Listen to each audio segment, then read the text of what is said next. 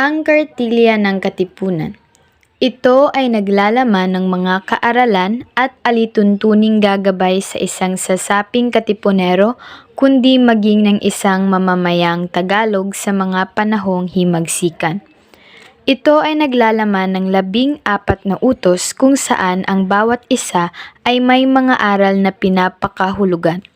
Dito rin kinilala ang bawat Pilipino bilang isang Tagalog at ang Pilipinas bilang Katagalugan. Mapapansin sa Kartilya ng Katipunan ang tuntuning moral at etiko na nais pairalin sa katipunan bilang tunay na kapatirang Pilipino.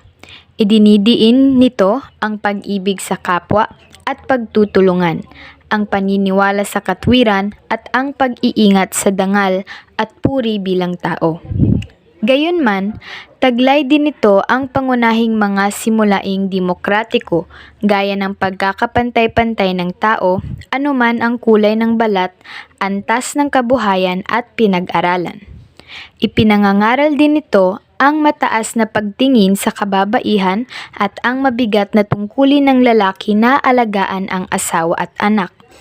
Sa dulo, iginiit ang pag-ibig sa kalayaan at ang kahandaan ng kasapi na ihandog ang sarili para sa bayan. Ang salitang Kartilya ay nagmula sa salitang Kastila na Kartila o Kartilya na nangangahulugang isang pangunahing aklat ng mga mag-aaral ng elementarya sa Espanya.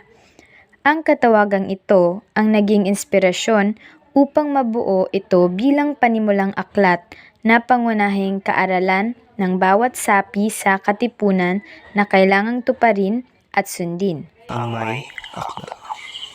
Emilio Jacinto. Siya ang kanang kamay ni Gata Andres Bonifacio at may akda ng Kartilya.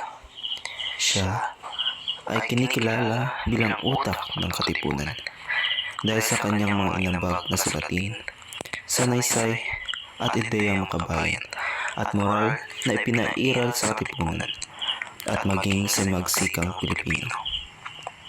Siya ay kaiba kay Apolinario Mabini, ang lumpong kinikilala bilang utak ng magsikan dahil sa taglay na talinong pambatas at pampamahalaan at sa mga ideya ng pagkabansa.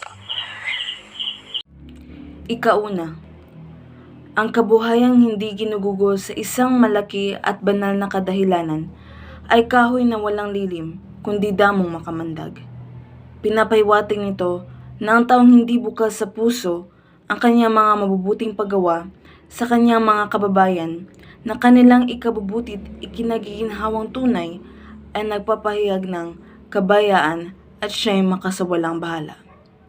At dahil dito, maaaring ito'y epekto sa kanyang kapwa na mamabahira ng masamang impluwensya ng katamaran at pagpagsasawalang bahala. Ikalawa, ang gawang magaling na nagbubuhat sa pagpipita sa sarili at hindi sa talagang nasang gumawa ng kagalingan ay di kabatian. Pinapahayag nito na anuman ang dunong at kagalingang taglay sa kanya, ito ay kanyang dapat kasangkapanin ng buong kababaang loob at hindi dapat maging kasangkapan ng pansariling pakinabang. Ikatlo, ang tunay na kabanalan ay ang pagkakagawang-gawa, ang pag-ibig sa kapwa at ang isukat ang bawat kilos, gawa't pangungusap sa talagang katuwiran. Ipinapahayag nito ang kahalagahan ng pagkakagawang-gawa ng may kahabagan sa mga higit na nangangailangan. Kalakip nito ay ang pag-ibig sa kapwa at hindi niya ito dapat itaboy.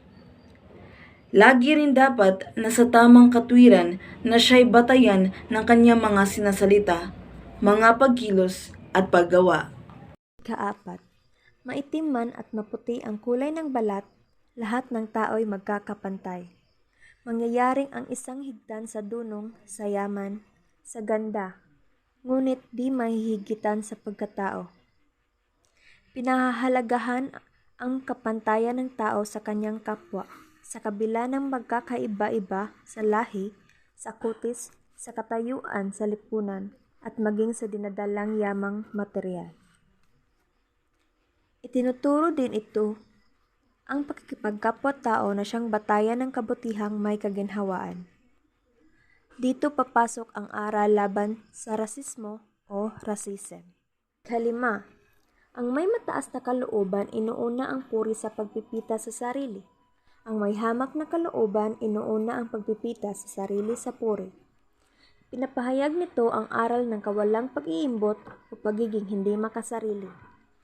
Ang isang taong may magandang pag-uugali ay dapat makitungo sa paraang may pag-uugali at walang anumang pagmamataas upang paboran ang pagkamakasarili.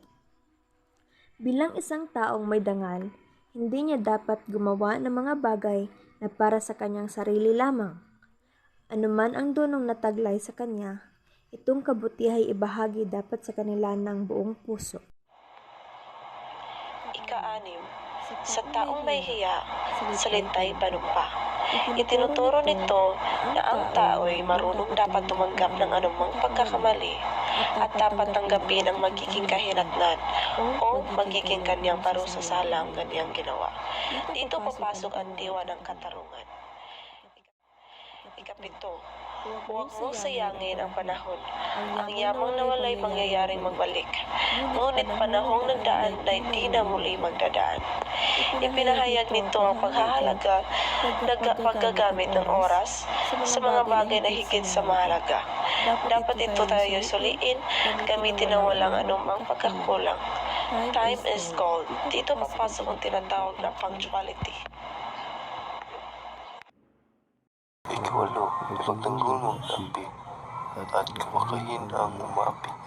Pinahalagaan nito ang pasasangalang sa lahat ng naging biktima ng kawalang katurungan lalong-lalo na ang nasa laylayan ng lipunan. Ang pagbaka sa mga umapi ay maaaring manghulog ang labanan sinumang man manulupig o mga api, dayuhan man o kababayan. Ang talatang ito ay may kinalaman sa aral ng kaparapatang patao. Siyam, ang taong talino ang may paingat sa bawat sasabihin at matutong ipaglihim ang dapat ipaglihim. Ipinahayag nito ang anumang pag-iingat sa kanyang mga sinasalita at tinangalaw na makaapekto sa kanyang pagkatao. Hindi rin siya dapat mismuso o paninirang puri na hindi kilala na gusto ang taong kanyang tinutukoy. Sa daang panitig ng kabuhayan, lalaki ay isang pantunog ng asawa at mga anak kung ang umaakay at ay tungo sa sama ang magtutunguhan ng iakay sa kasamaan din. Bilang lalaki, siya ay dapat maging isang kawaran ng kanyang pamilya. Bilang kanilang pinuno o padre di pamilya. Bilang huwaran ng pamilya, nararapat siyang gumawa ng mabuti sa kanyang asawa at mga anak na makakapekto hindi lamang sa pagkatao nila kundi maging sa kanyang sarili, anuman ang pagsubok.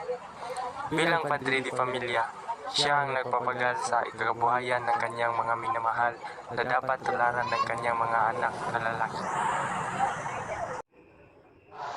Ikalabing-isa, ang babae ay huwag mong tignan isang bagay na libangan lamang, kundi isang katuang at karamay sa mga kahirapan nitong kabuhayan. Gamitin mo ng buong pagpipitagan ang kaniyang hinahanaan at alalahanin ang inang pinagbuhatan na giwi sa iyong kasangulan. Ipinapahayag ito ang mataas na pangalang at pagtingin sa mga babae bilang mga tao at hindi sila narapat kasangkapanin sa mga bagay na makasama sa kanila. Anuman ang kanilang kahinaang pisikal ay dapat unawain at nararapat bigyang alaga gaya ng kanilang pag-uragat pagdamay. Ipinaalala din ito na igalang at alalahanin lagi ng ating mga inang nagpagal sa pagluwal sa atin sa kanilang mga sinapupunan. Ikalabing dalawa, don't do unto others what you don't want others to do unto you. Huwag mong gagawin sa asawa at anak at kapatid ng iba.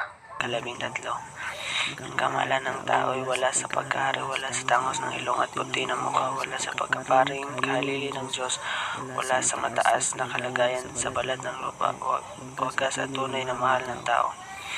Kahit laking gubat na walang nababatid kundi isang sariling wika, yaoy may magandang asal, may isang pangusap, may dangal at puri, yaong may diniapit, di nagigiapi, yaong marunong magdamdam at marunong lumingap sa bayang tinubuan. Pinapahayag nito ang kahalaga ng tao ay hindi bumabatay sa kanyang pisikal na anyo, tunayan sa lipunan, ni sa material na yamang mayroon siya kundi sa kanyang wastong pag-uugali at mabuti pa tungo sa kanyang kapwa. Ika-14 at panghuli. Paglaganap ng mga aral na ito at maningning na sumikat ang araw ng mahal na kalayaan dito sa kaabang-abang sangkalupaan. At sa bugad ng matamis niyang liwanag ang nagkaisang magkalahit magkakapatid ng ligaya na walang katapusan. Ang mga ginugol na buhay, pagod at mga tiniis na kahirapay labis na nagtumbasan. Kung lahat ng ito'y matarok na ng nag-iibig, pumasok at inaakala niyang magtutupad ang mga tutungkulin, maitatala ang kanyang ninanasa sa kasunod na to.